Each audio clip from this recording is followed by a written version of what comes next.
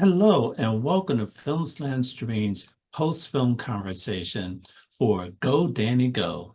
My name is Eric Siler, and I'm an instructor of film, media arts, and communications, as well as moderator for this conversation.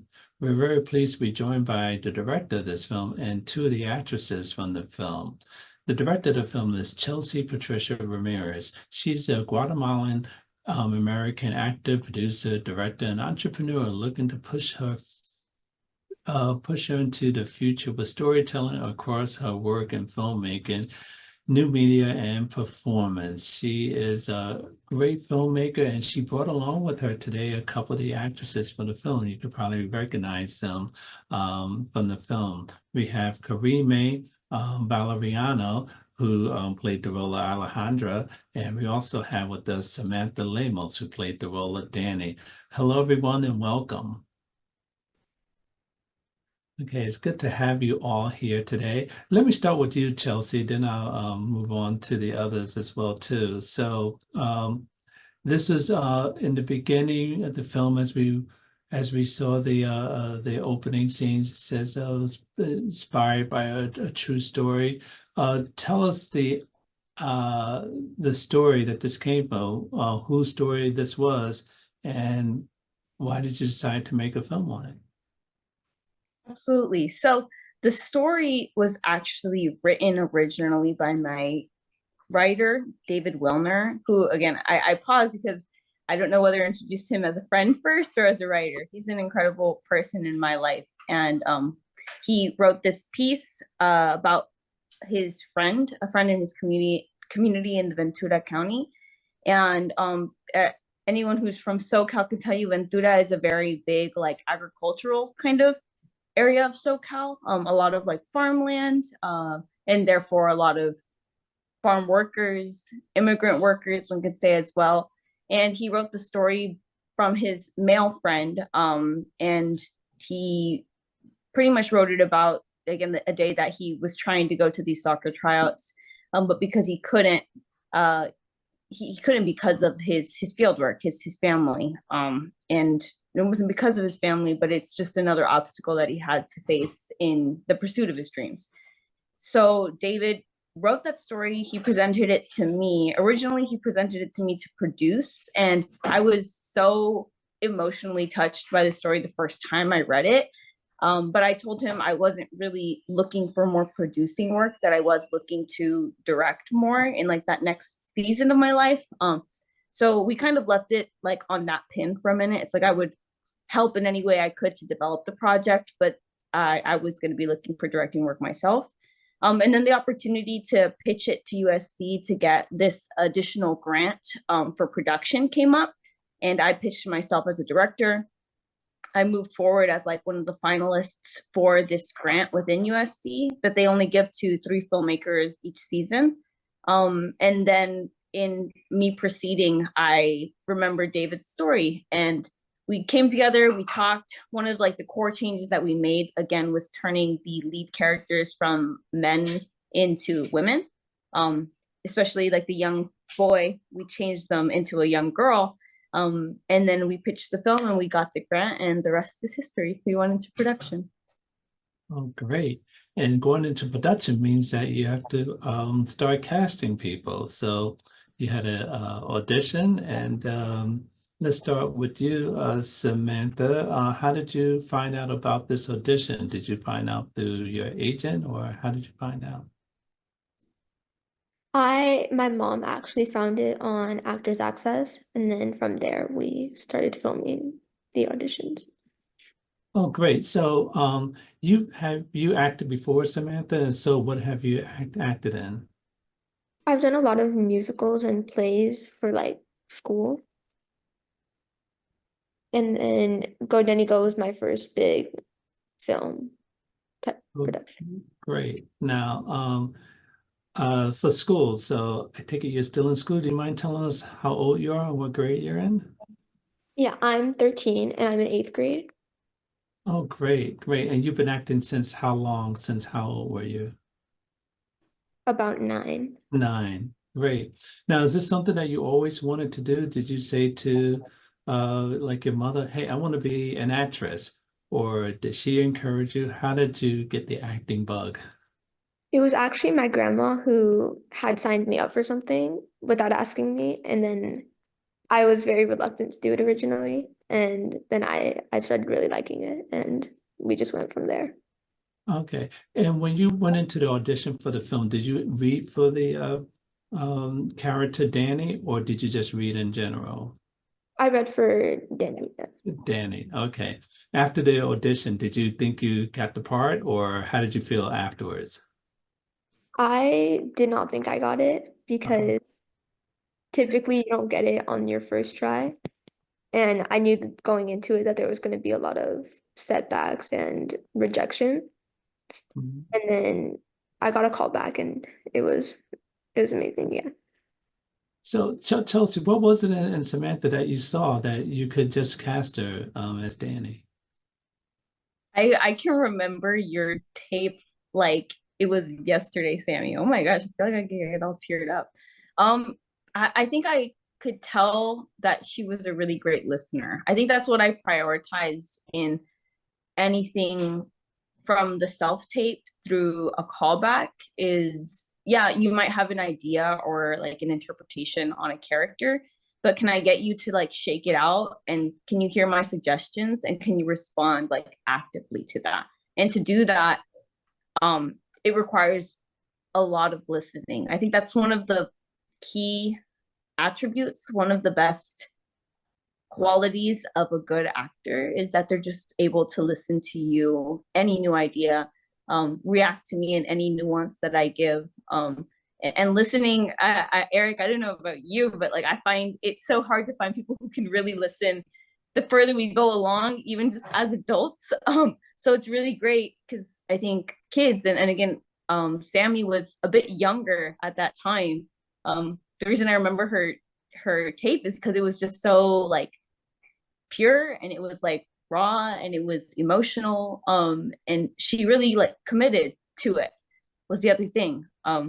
And then we brought her in for callbacks, and then I gave her some adjustments, and she continued to listen. And I think that's, again, being an emerging actor filmmaker, being open to the possibilities.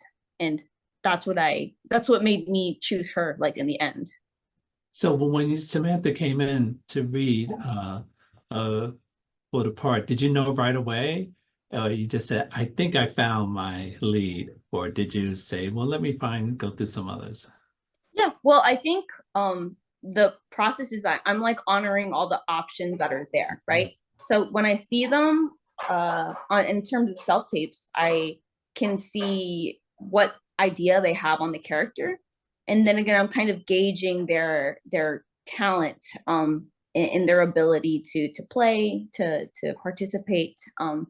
But when you bring them into the callbacks, I really am seeing how they can react to my direction. Like, are they able to take direction? Are they willing to like, okay, I don't think you took it fully. Can you give me a more extreme version, or like a lesser version of what you just gave me? And I think when Sammy came in, I her self tape was so strong that I was so eager to see her. And then yeah, I think I'm a big believer in like your gut instinct. So from when I saw her in my self tape, or in her self tape, I was like, there's just something there. And then we brought her in, and it's just confirmed. And I'm like, I'm gonna go with an educated, an educated casting, but also that gut instinct that told me it was her, like the moment I saw her. Great, and it worked out so well. Karyme, you read for the role. Oh, you have a background in acting as well too. How old are you, and what grade are you in? I am 17. I am a senior, but I think when I did Go Danny Go, I was around 16. Yeah. Okay, so you acted before. What did you act in before? Yeah, so I started acting since in the third grade, so about like 7, 8 years now. And I only started auditioning 2016. And then from then, not a lot of work. I've only done like a national commercial, and then I booked Go Danny Go. But yeah, I've always been involved in my school plays and been doing drama, and honestly picking up monologues and performing them by myself. But that's what I've been doing. So how did you find out about this film? I found out because I'm represented, and my manager just sent me the tape, the submission, and then I read the script, and then I auditioned for it. Okay. And how did you feel after your audition? Did you think you got the part or? When I first got the script, I got so excited because I I don't think I've ever read a script like Go Then Go. It's like about like this mother and her like this farm worker and like her two children. And I was like, oh my God, my mom is literally she was a farm worker. And I was so eager to honestly be a part of the project because I never read a script like that before.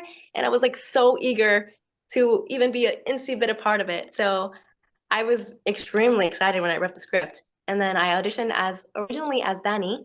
But I think since I read the script, I've identified myself as Alejandra because I'm an older sister and I do have a DANI in my life.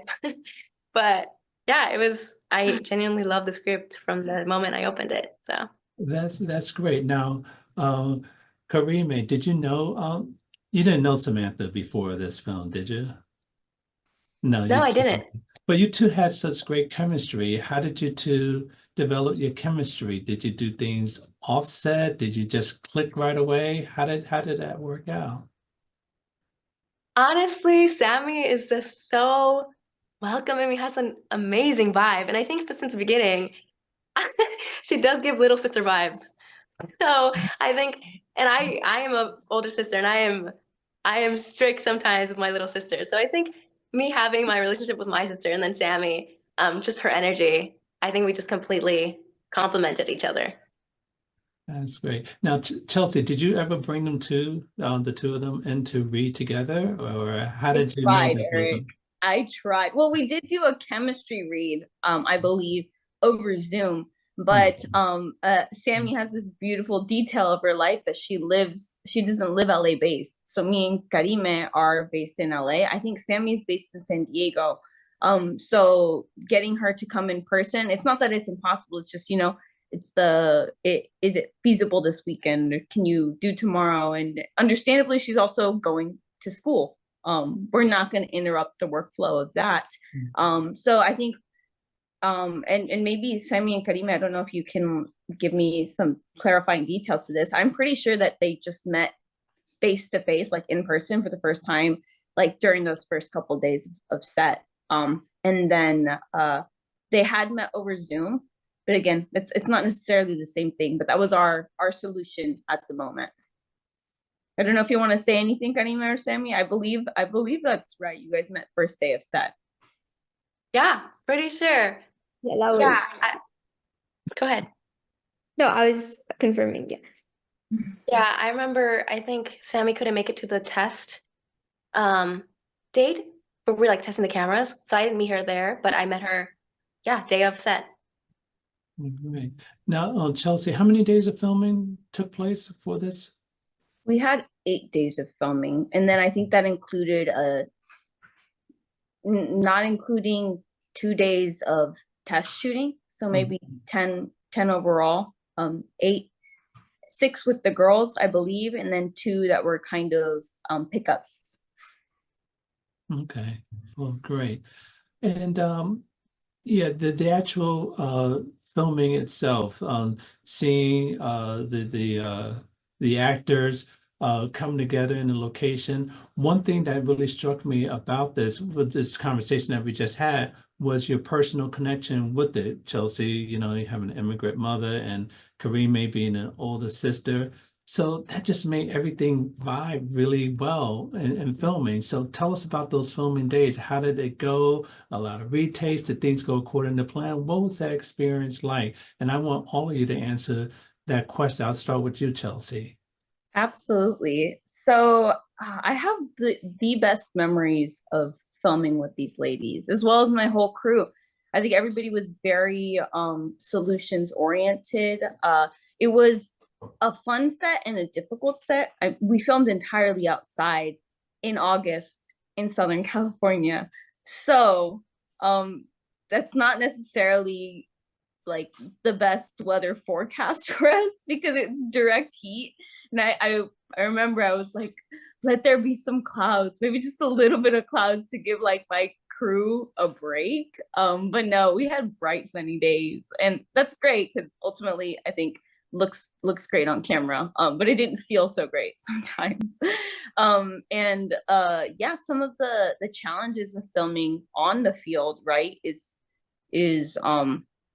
yeah, just the amount of like obviously like dirt and plant material there is around us. We are filming on a property, so we don't want to kind of interrupt the growth flow of what they've got going on in the strawberry fields. Another detail that I would add that was it's always really great to watch the film, and for the most part people who haven't spent that much time in the field wouldn't notice, but the field is covered in weeds, which is so unfortunate because when we placed like the rental on the location, there were no weeds whatsoever. And we checked and we had been told that they would be, you know, weeded, that the mounds would be tended to, the rows. But then when we came for the weekend of shooting, it's like that week that they didn't pick anything. So there was weeds as tall as me. And I remember thinking, oh my Lord, I cannot put these, like, again, like an 11-year-old girl and a 16-year-old girl in something that I wouldn't even go into myself. So me and my crew, we spent a couple of hours, I think one of the days before, picking out the weeds so that we could work on a section of the field to get the movie shot, because otherwise it would be like Go Danny Go running through the jungle as opposed to running through a strawberry field. And I feel grateful because our crew was willing to do that work. And it's just a small glimpse again into what it's like to even work as like a migrant field worker, because that's what they do 12 to 16 hours of their day, every single day, their whole life. We had to deal with it for maybe 10 days, but some people that is their whole life, which is really humbling. And yeah, I could go on, but I really want to hear, maybe I'll lobby it over to Karyme and see if she has anything she wants to say. No, yeah, I do remember working in the fields was like difficult. It was like there had some challenges. We like the sun was like right above us, and I remember our clothes would like have so many like weeds and plants on our clothing. We had to like constantly pick, and like it would hurt. Sometimes it would like go through like our clothing. But honestly, Chelsea and the whole crew were so accommodating. They made sure we had water at like very nearby. We had umbrellas. We were so well taken care of. And just like Chelsea said, it was just another it was kind of we were really immersed, and it kind of did open up our minds, like, yeah, people do go through this. And it just gave it a little bit more, it gave us a little bit more insight into how it was. And what about you, Samantha? What was your experience like on set during the days of filming? Going back to what Chelsea had said, it was a very humbling experience, but it was probably one of the best experiences I've ever had with such an amazing cast and crew. And everyone was so welcoming and so kind to each other. And I want to give props to Chelsea. Every second of every day she was working, and we would break for lunch. She would eat lunch quickly and then go back immediately to working on whatever she had to do. And just knowing that we did that for 10 days, I was exhausted by the end of every single day. That people have to do that like for real in their everyday lives for years and years on end is just such an amazing thing. Yeah, and Samantha and Karyme, this is such a good education for the both of you. It's something that you can't just read about in a book or see on television or movies. You actually live this experience, and I'm just glad, Chelsea, you brought them to this experience. One question I do have for you, Samantha, is soccer. Are you a soccer player, or did you have to learn a little bit about soccer just so you can play the ball? Yeah, I had to learn a lot of things about soccer. there were some scenes that were very difficult for me to film. And I remember on I think it was the last day of filming, they were trying to teach me how to hit the soccer ball and like make sure it like went into the net correctly. And it was very interesting trying to teach myself how to learn soccer and how to look like I've known how to do it. I see. Okay. Oh, good, good. Uh, Finally, Samantha, as we wrap up here, there are students watching this that are your age, and they might say, "Hey, I would love to be an actress as well too." What advice would you give to them? I think there's a lot of things that go into this, and the biggest thing being consistency and being super able to take rejection because as an actor, you face a lot of that. And also just being super flexible with a lot of things. I know that there's some things that you'll think about and think, oh, maybe I should do it like this. And it's easy to let your imagination take over while filming or while doing self-tapes. But I think remembering that the director tells you exactly what you would like to do or what they would like you to do, and just being able to listen and accommodate your imagination to theirs as well. Very good advice. Thank you, Samantha. And Karyme, same question. What advice would you give to someone who's looking to be an actor, especially you're a senior too? Yeah. Well, do you plan to continue this after high school? I I am. I'm still planning to audition and still like keep school and acting like I've been for many, many years of my life. But yeah, I mean, I think for advice, if um if I were to give any, is patience and honestly just passion. Because I've been acting since the third grade and I only got my first job freshman year. So that's a lot of years of auditioning and submitting tapes and reading so many scripts and sending tapes after tapes after tapes and still like trying to like do school and also like socialize with other people. So I think with acting, you do have to make a few sacrifices and also um, patience. And again, be able to be okay with rejection. And it's never personal, it's never really is. But I think for me, at least, after auditioning for so many years and like booking only many years in advance, um, the only reason why I kept doing it is because I genuinely love it. I love reading scripts and like finding a single thing that bonds me with the person or the character. Like, and also I'm a very feely person. So I think I love to empathize and sympathize with whatever script I get. And I honestly try to do it as justice as I can and treat every tape with as much care and passion for everything I do. Wonderful. And finally, Chelsea, what's next for you? Do you plan to turn this into a feature or are you working on another project? What's next? Well, I'm open to it being a feature, and we will have the script prepared for that. And in terms of other projects, right now I'm preparing to direct a documentary about this amazing Vietnam War veteran in my community. Also going to be directing like a micro short based in Los Angeles. I also am an actor, so I continue auditioning, and I can speak directly to what Sammy and Karyme are going through because I go through it myself.